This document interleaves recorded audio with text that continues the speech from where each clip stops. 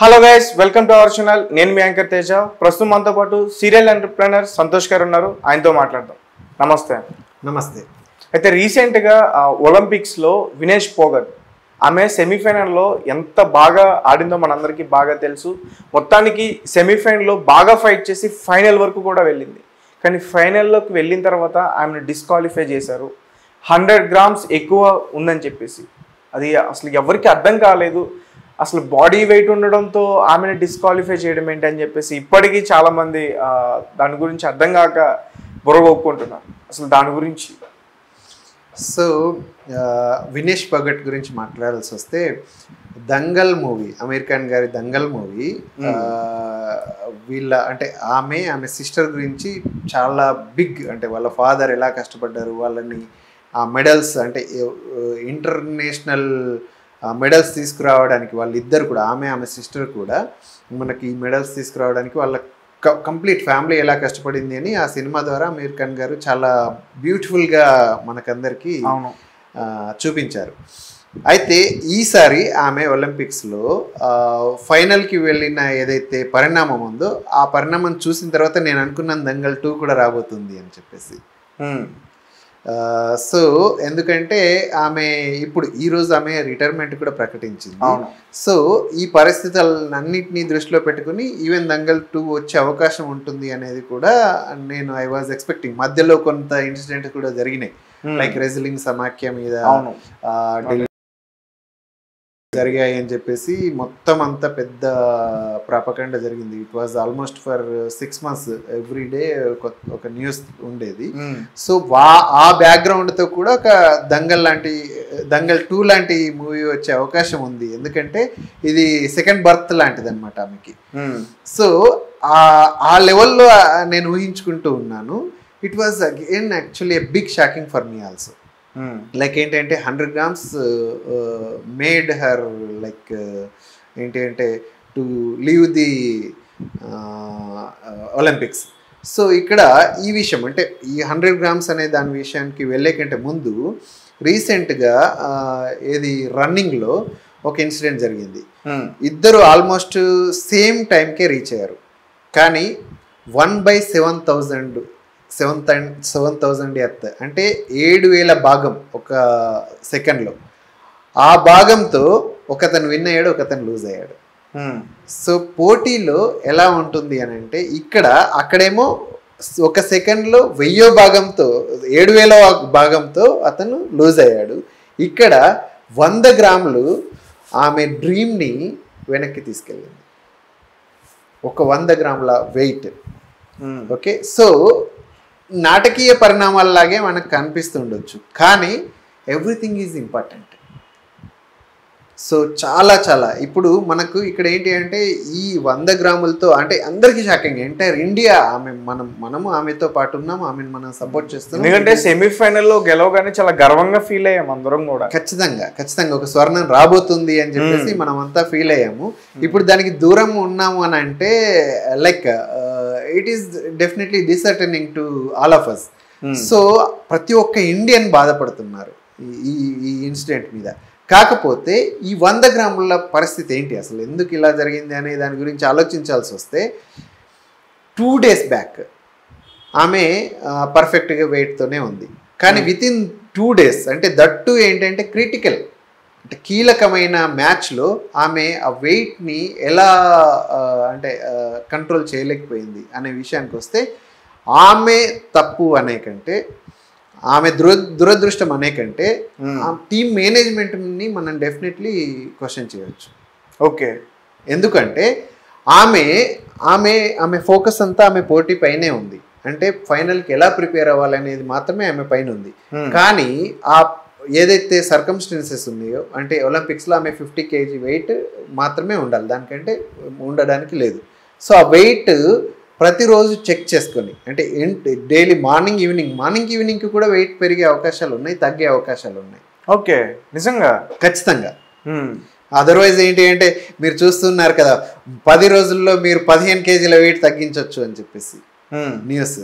Dietitians కానీ లేదంటే weight management trainers కానీ మీకు 15 రోజుల్లో 15 కేజీల వెయిట్ తగ్గిస్తాం, నెల రోజుల్లో 30 కేజీల వెయిట్ తగ్గిస్తామని చెప్తున్నారు కదా. డెఫినెట్లీ ఏంటంటే వెయిట్ మనం తీసుకునే డైట్ని కానీ మనం చేసే ఎక్సర్సైజ్ని బట్టి డెఫినెట్లీ మార్నింగ్ నుంచి ఈవినింగ్ దాకా పెరిగే అవకాశం తగ్గే అవకాశం ఉంది. సో వాళ్ళ ట్రైనర్ ఏం చేస్తున్నారు, ఫిజియో ఏం చేస్తున్నారు అనేది ఇప్పుడు ఎంటైర్ ఫిట్నెస్ కోచ్ ఎవరైతే టీమ్ మేనేజ్మెంట్ ఉందో వాళ్ళు ఏం చేస్తున్నారు అనేది ఇప్పుడు మనకున్న question. Entire India is questioning that.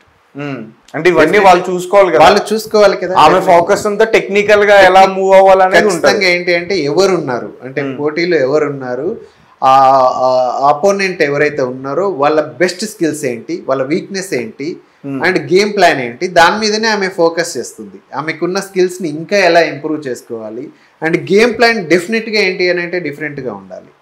ఇప్పటిదాకా ఆమె మల్టిపుల్ అవార్డ్స్ తీసుకొని వచ్చింది.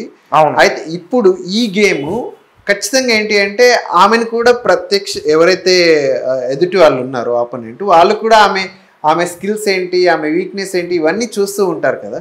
సో డెఫినెట్గా కొత్తగా ఆమె గేమ్ ప్లాన్ చేసుకోవాలి. ఆమె ఫోకస్ అంతా అక్కడే ఉంటుంది. ఆమె వెయిట్ కానీ వెయిట్ మేనేజ్మెంట్, ఆమె డైట్ ఇదంతా కూడా డెఫినెట్లీ టీమ్ చూసుకోవాల్సి ఉంటుంది. న్యూస్లో చూస్తే ఆమె వెయిట్ ఏది మేనేజ్ చేయడం కోసం ఎంటైర్ నైట్ నిద్రపోలేదు అసలు ఏమీ.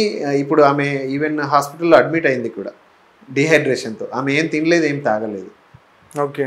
కానీ అంతకు ముందు నుంచే ఆమెకి పర్ఫెక్ట్ ఇది మేనేజ్ చేయడంలో టీమ్ మేనేజ్మెంట్ వైఫల్యం అయితే క్లియర్గా కనబడుతుంది అనేది నా ఉద్దేశం.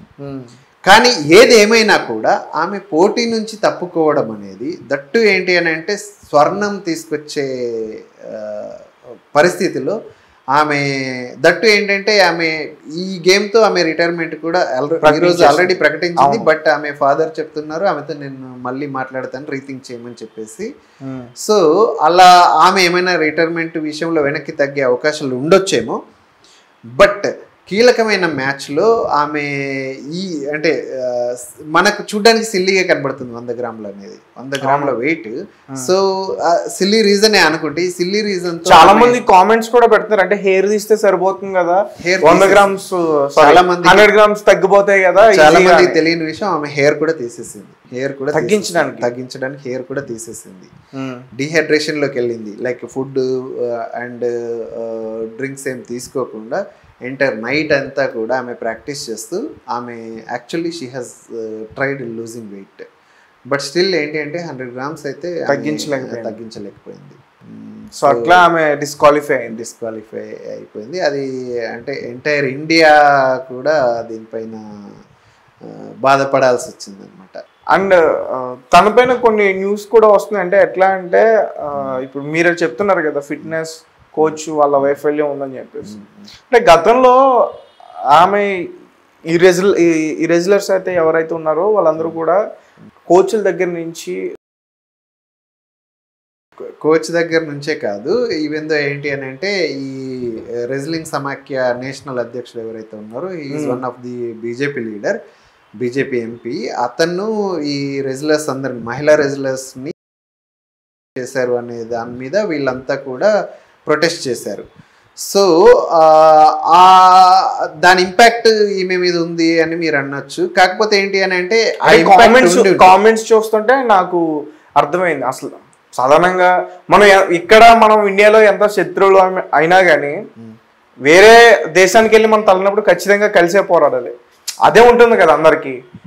కానీ ఇక్కడ ఏంటంటే అంటే ఆమె ఇంపాక్ట్ అంటే ఈ ప్రొటెస్ట్ చేయడం వల్ల ఆమె సైకలాజికల్గా ఏమన్నా దెబ్బతిందా అని అంటున్నారా, లేదు అని అంటే ఈ ప్రొటెస్ట్ చేయడం వల్ల ఆమెని అంటే వెనక్కి లాగడం కోసం ఏదైనా ఇది ఇంటెన్షనల్ చర్య అని అనుకుంటున్నారా, ఏమనుకుంటున్నారు? అంటే కుట్ర అని నేను అనుకుంటున్నా. ఇది ఒక కుట్ర జరిగిందని నేను అనుకోవడం కాదు, సారీ. నేను కొన్ని కామెంట్స్ చదువుతున్నా ఆమె గురించి, మొత్తం ఆర్టికల్స్ అయితే రావడం జరిగినాయి.